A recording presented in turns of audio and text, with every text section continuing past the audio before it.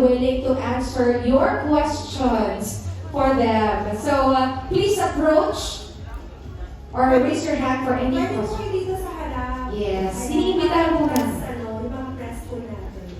Iniimbitahan natin ang ating mga kaibigan from the media to please come in a little bit closer. You can also stay right there where the couch is para po mas marinig at mas makita po namin kayo. Hey, mabuhay. Congratulations. I'm Albert from the Chicanes. Can you just walk us through the process kung paano napili si Miss Ana, this question, paano napili si Miss Ana o si Shuvi as the perfect first celebrity ambassador for this product? Honestly, nung naghahanap talaga kami ng perfect face for Annalie, I'm not just looking for a pretty face, kasi halos lahat naman sila sa industry talagang magaganda.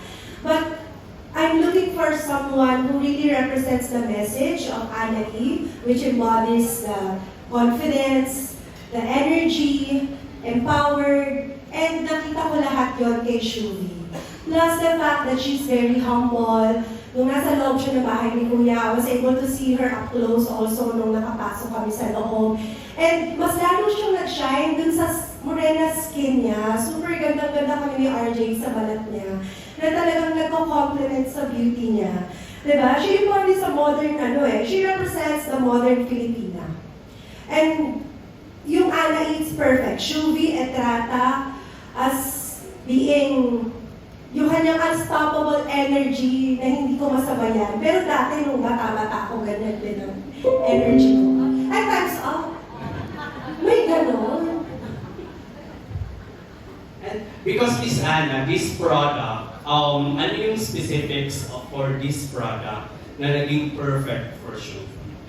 Well, Annalie kasi it's not just a beauty vitamin. Though it's known as a beauty vitamin, but with Annalie, yung message na we wanted to deliver is that when you take Annalie, you will feel not just beautiful inside, but empowered as well. So with Shuvi, kahit sobrang dami ng ganap, sobrang busy, kita niyo naman, talagang dumadating siya kahit walang tulog. And nakakwentuhan ko siya during the shoot. Sabi ko, nagpapahinga ka pa ba? May tulog ka pa ba? Sabi niya, so totoo lang, Miss Ana, wala. Parang sa sasakyan na lang siya natutulog kapag pupunta in between sa mga locations kung saan siya may ganap. But I like her energy, I like yung determination niya, na sinabi niya talaga sa akin, Miss Ana, talagang strike while the iron is hot. Ganun na ganun yung pagkakasabi niya sa akin. Kasi ang pag-aartista, sabi nga niya, it's seasonal. So habang gustong-gusto ka ng tao, na ikaw yung gusto nilang nakikita, habang andyan yung mga oportunidad, andyan ka to grab it. Grab lang ng grab hanggat kaya. And andito si Ana to support your energy, your wellness, di ba? Yung cells natin, mas napoproteksyonan. Kaya kahit sobrang busy, still glowing, fresh, and energetic pa rin. Thank you, Miss Ana. And to Shuvi, congratulations. Ayan.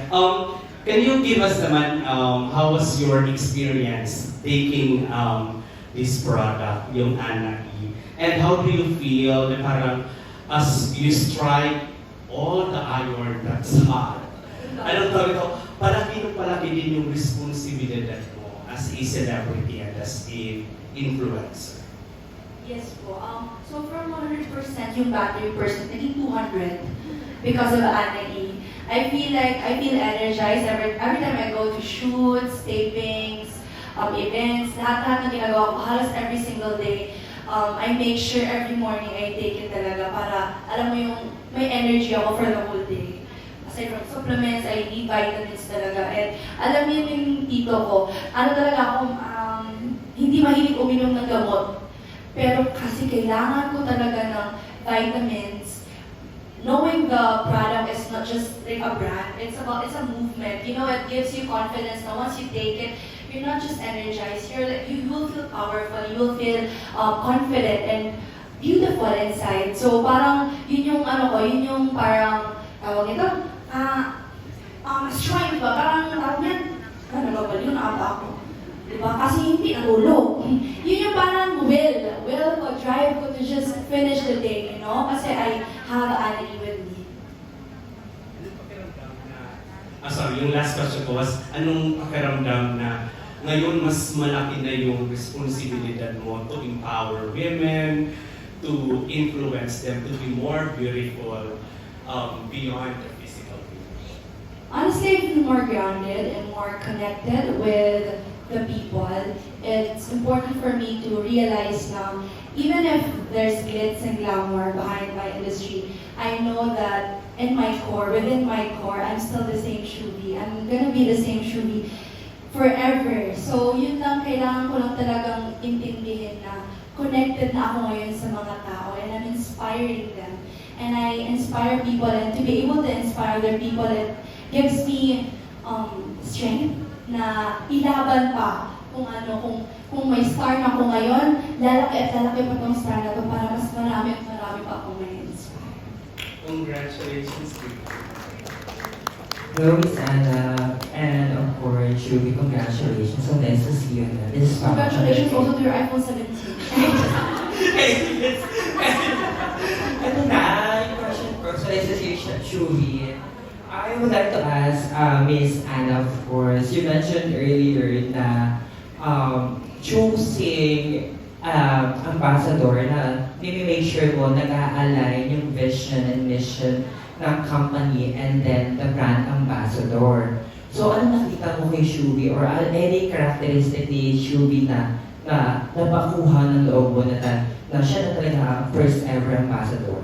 She's very real. She's authentic. Hindi siya takot na ipakita kung sino yung sarili niya.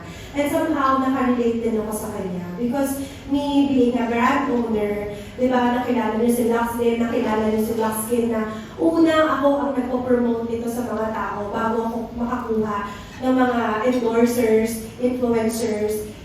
Kailangan mong maipakita sa tao or para masuportahan ka ng tao is you have to sell your values, not just your product. And yun yung nakita ko kay Shubi, yung siya bilang tao, bilang babae, and bilang kung ano siya, na kahit andito na siya sa taas, still sobrang grounded pa rin niya. And again, it reminds me of who I am. Thank you. And I would like to ask po, kasi curious lang ako, of course, syempre, have you ever dreamed of having a business or a product like this even before? Hindi. Sabi ko nga kanina sa speech ko, never in my wildest dream. Naging rep ako, yes, pero hindi ko naisip na someday, magiging owner pala ako ng isang pharma company. So, hindi talaga. At saka, ganun magtrabaho si Lord. Ganun ka na-surprise na hindi mo alam kung ano yung mangyayari in the future. Sobrang amazing. Kaya pag dumating sa inyo yung oportunidad na biglang may kumatok, biglang andyan, try to grab it. Kasi hindi mo masasabi, baka ayan pala talaga yung linya mo. Imagine, I'm an engineering by profession, engineering course yung tinake ko. Pero saan ako napunta? Diba? Into business. Tapos, naging into pharma na. Thank you. You're only redirected. Redirected? Of course. Okay, Shubi naman. Shubi, what was your reaction when they offered you to become the first ever ambassador? Again, it feels surreal nung sinabi sa akin na ako yung first nilang celebrity ambassador kasi vitamins really for me, I don't take it because I just take it. I take it because of a purpose. And not just, I know that this is a movement, right? Pero I know kasi na Anna E will not just make me beautiful, it's gonna make me confident with myself. So, alam mo yung may lakas ako all throughout the day and it feels nice. I'm really, really happy and really, really grateful kung alam mo lang this, Anna. Sobrang masaya po ang puso ko na kasama po ako sa family ng Anna E. Kasi I want to inspire younger kids, especially the Morenas out there na you can be beautiful even if you're Morena. You are beautiful. It's not about your skin complexion. It's about how you see yourself. And Anna E will make you realize your worth. Thank you. And pansin ko lang, napaka-glowing mo ngayon. Aside from Anna E, what keeps you glowing? Uy, wala! Grabe ah. Ito ba, ikaw ba yan? Ano,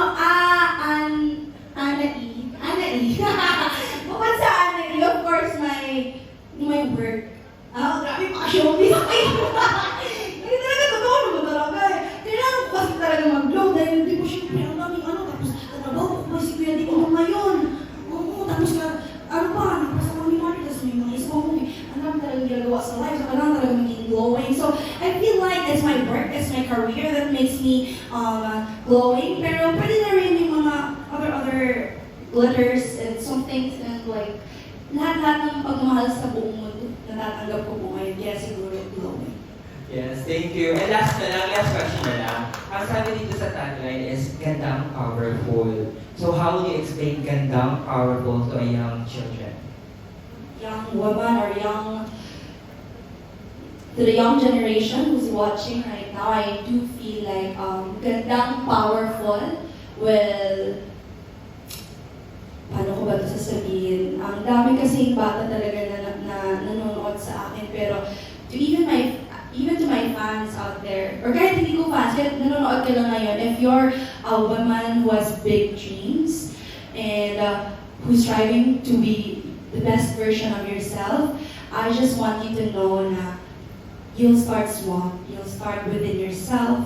You'll start figuring out yourself, but once you figure it out, once you start embracing who you truly are, not really changing, doesn't mean that you need to be somebody else who you compare yourself to be. For example, there's social media out there. You can always compare yourself to that certain standard of beauty. Hindi mo kailangan i-compare. You just need to embrace. Ask yourself, assess within yourself, what makes me beautiful? What makes me confident? And once you answer all of those questions, you'll feel confident more. As long as you believe and you truly feel that you're beautiful, then you can just be beautiful. And huwag kang magpa-apekto sa pressure ng buong mundo. Maganda ka, basta importante, lagyan mo rin yung utak, tapos aside from that, you need to invest with your own selves. Ang daming paraan para maging maganda, pero it starts with humility. It starts within your heart, and it will just radiate outside. Thank you so much and congratulations. Thank you! Wow, we've been getting a lot of good answers. O, di ba, kinailangan mo talaga ng Ana E for all of those questions, Shuvi, right? But it only drills even more why Shuvi has been really chosen by the Ana E family, why she's the endorser. Talagang kayang-kaya niyang i-power through ang lahat ng mga sagot with so much sense and purpose. So are there any other questions from our friends from the media? Yes, please, go ahead. I am Carlos Ergon from Lionheart TV. And for Miss, congratulations, Shubi and Miss Ana. Miss Ana, nakilala na kita before or dahil online seller naman ako dati. Kasama ko si Miss Karen Casil. Marami ng ganito sa market. Ano nga ba or ano yung kakaiba sa Ana E? Siguro what makes Ana E difference or unique is that pangalan ko siya. Kidding aside, so we all know that vitamin E is a beauty vitamin. But with Ana E kasi, we encourage parang it's a movement for everyone, especially for every Filipina, to make you feel more beautiful, not just in the outside, but within you, plus making you more powerful. So yung feeling na pag ininom mo siya, is hindi ka lang feeling maganda and glowing, but you will feel empowered. Na kahit na bilang ako, as a mom, as a wife, as an entrepreneur, with those late nights, lagi kang pagod, puyat, ang dami mong stress, ang dami mong pressure sa buhay. But still, you chose to glow daily. Mas pinipili natin na bumangon sa lahat ng mga pagkakamali na yon, pero gandang powerful pa rin. So, this is not just a simple vitamin na, i-take mo yan, inumin mo yan, gaganda ka, mag-glow ka. But I want everybody to feel na, again, nasa confidence natin lahat din yan. Tayo rin mismo ang nagdadala ng sarili natin kahit gaano pa kalala ang problema na dinadala natin. Question lang. Yung Ana iba is first choice mo or meron ka pang ibang choice? Actually, yung Ana E talaga is choice ng supplier yan. Sila yung nagsabi, sabi ko, hindi kayo mabash ako dyan. So parang nasa isip ko talaga is like, baka mamaya magawa ng meme. Medyo negative yung nating sa akin sa una. But then they explained to me why Ana E, bakit gusto nila. Because it embodies mismo ako eh. Parang it represents me and being the first product of Philas Pharmaceutical, which is, again, sabi ko nga, this is very special and close to my heart because dati akong bedroom. So sabi ko, oo nga, no? So why not? Bakit hindi? And syempre, para ilagay ko yung sarili kong pangalan dun sa isang produkto, kailangan ako mismo naniniwala talaga ako dun sa galing ng produkto.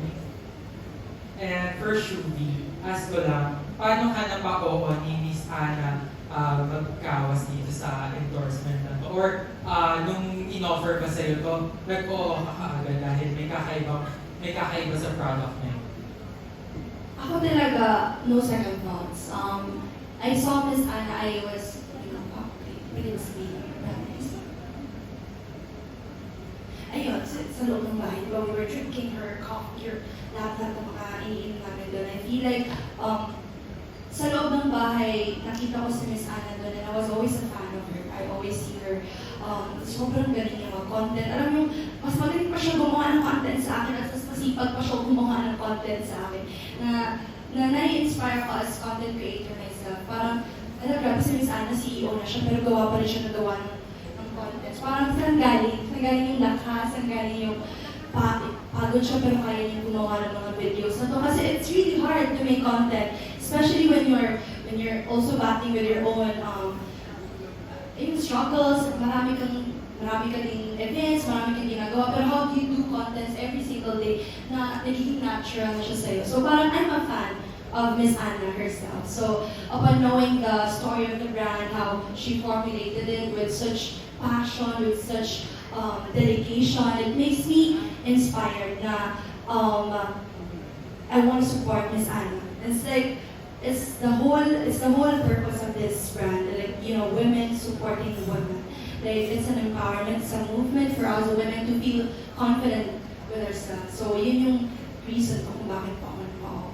Yes, congratulations. And for my last question, sinabi na nga ni Shubi na nakikita niya to or iniinom niya yung product mo, Miss Ana. Aasahan ba namin na makapasok din to sa bahay?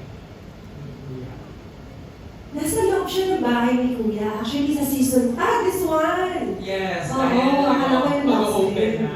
Oo, mag-open na. Well, si Lux din ang babalik sa bahay ni Kuya. But why not? Baka sa susunod. Diba? Marami kasi So next season. Yes, marami nagkagusto sa product mo ng mga housemates. Yan lang. Yes. And Congratulations. Annalyn kasi is, hindi siya pwede for teens, 18 and above. Si Annalyn. Yes. Well, then, naman. Thank you so much po and congratulations, Shubi and Thank you Miss po. Ana. Thank you so much. We got a lot of very gracious media partners. Thank you for all of your questions. Meron pa po bang gustong humabol ng kanilang katanungan ngayong hapon? Anyway, we can take a last question. Anybody? Otherwise, we are ready to seal in that moment.